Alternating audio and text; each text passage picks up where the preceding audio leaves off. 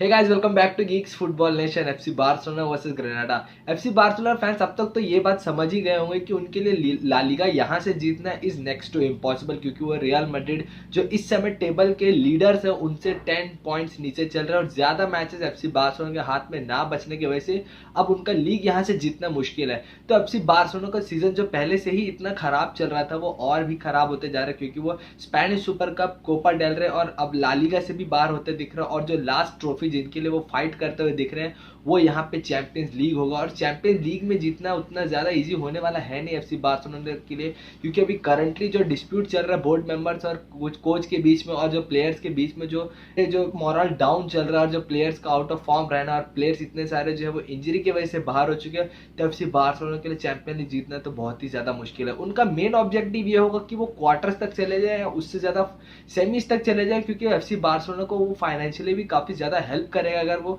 Quarter से semifinal तक भी चले जाते हैं। और अगर इवेंचुअली वो फाइनल भी जीत जाते हैं तो एफसी बार्सिलोना के लिए क्या ही बुरा है। तो सबसे बड़ा जो कल का मैच था एफसी बार्सिलोना और ग्रेनाडा के बीच में, वो काफी सारे फैंस जो है वो उसको नेगेटिवली ले रहे होंगे, लेकिन मैं तुम लोगों को कुछ पॉजिटिव्स ये बता दूं कि एफसी बार्सिलोना के, अगर एफसी बार्सिलोना के फेवर में देखें तो कुछ पॉजिटिव्स भी हुए, क्योंकि जैसे कि देखा जाए कि यंगस्टर जो पाउ कुबार्सी और लामिन यामाल की बात करें तो वो इतने बेहतरीन प्लेयर्स हैं, जो उनका गेम कल का इतना बेहतरीन गया। एफसी बार्सिलोना को ये चीज़ समझनी होगी कि, और फैंस को भी ये चीज़ समझनी होगी कि ये जो जो प्लेयर्स है ये फ्यूचर के लिए कितने बड़े इन्वेस्टमेंट और फ्यूचर के लिए ये कितना बड़ा लोड लेने वाले एफसी बार्सिलोना के लिए।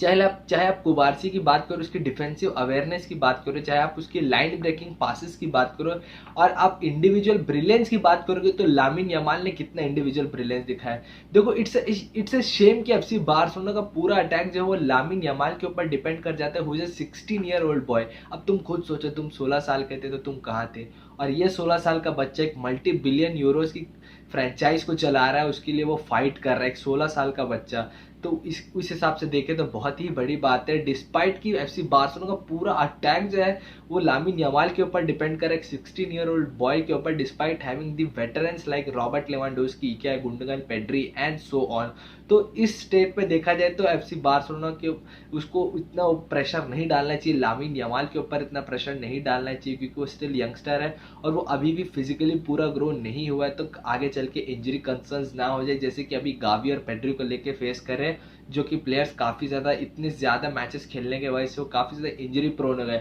तो कुछ कुछ ड्रॉबैक्स भी थे एफसी बार्सिलोना के कल के मैच में, देखा जाए एफसी बार्सिलोना ग्रेनाडा के, और सब कुछ कुछ ड्रॉबैक्स भी थे। और सबसे बड़ा ड्रॉबैक, और जो मेरे जो जो सब्स्टिट्यूशन हुआ था, जो मेरे समझ में बिल्कुल नहीं आया, वो था वो जॉ कैंसेलो को सब्स्टिट्यूट करके राफिनिया को लेके आना। देखो, सबसे पहली बात, राफिनिया जो लेफ्ट इन्वर्टेड विंग बैक के पोजीशन पे जो खेल रहा था, या आप कह लो लेफ्ट फुल बैक के रोल पे खेल रहा था जॉ कैंसेलो, वहां पे उसको सब्स्टिट्यूट करके वहां पे राफिनिया को लेके आया, और राइट विंगर की जगह पे जहां पे लामिन यमाल खेल रहे थे, तो वो कुछ समझ में नहीं आ रहा था, क्योंकि राफिनिया जितने जितने डायगोनल क्रॉसेस डालता है बॉक्स के अंदर, उससे ज्यादा सक्सेसफुली और उससे ज्यादा एक्यूरेट क्रॉसेस डालने में सक्षम जॉ कैंसेलो है। तो उसको सब्स्टिट्यूट करके एक ऐसे प्लेयर को लेके आना जो वैसे ही आउट ऑफ फॉर्म चल रहा है, जो अभी इंजरी से वापस आ रहा है, जो अभी फुटबॉल के टच में है नहीं, वहां से ले उसको वापस लेके आना, वो एक चीज थी जो मेरे समझ में नहीं है। और अगर बात करें मिडफील्ड बैटल की, तो ग्रेनाडा ने मैच शुरू होने समय से ही जो है एफसी बार्सिलोना को टोटली सेटल होने नहीं दिया, चाहे वो फिजिकली हो चाहे वो मेंटली हो, क्योंकि एफसी बार्सिलोना का जो टोटल गेम है कई सालों से वो पोजेशन बेस्ड गेम है, यानी कि वो पूरे पिच में बॉल चलाते हैं धीरे धीरे, और जितना हो सके पूरे गेम का पोजेशन मैक्सिमम अपने पास रखने की कोशिश करते हैं। और ग्रेनाडा ने वही करने नहीं दिया, क्योंकि जो मिडफील्ड के अंदर, और चाहे बात हो चाहे एफसी बार्सिलोना के ओन हाफ के अंदर बात हो, ग्रेनाडा ने इतने अच्छे से उसको एफसी बार्सिलोना को जो है वो पैक करके रखा था, इतने अच्छे से उनको जो है मार्क करके रखा था, जिस तरीके से उनकी प्रेसिंग चल रही थी, एफसी बार्सिलोना को कहीं भी सेट होने का समय नहीं दिया, चाहे वो फ्रेंकी डियोंग हो, चाहे वो आप इनिगो मार्टिनेज की बात करें, चाहे आप क्रिस्टेंसन की बात करें, चाहे आप गुंडोगान की बात करें। तो रॉबर्ट लेवांडोव्स्की का फॉर्म में नहीं होना एफसी बार्सिलोना को कितना ज्यादा खल रहा है। रॉबर्ट लेवांडोव्स्की एक वेटरन स्ट्राइकर है, जो कि एफसी बार्सिलोना बिल्कुल चाहेगी कि उनका जो वेटरन स्ट्राइकर है वो फॉर्म में रहे और उनको गोल्स मारे। कल का चांस भी जो रॉबर्ट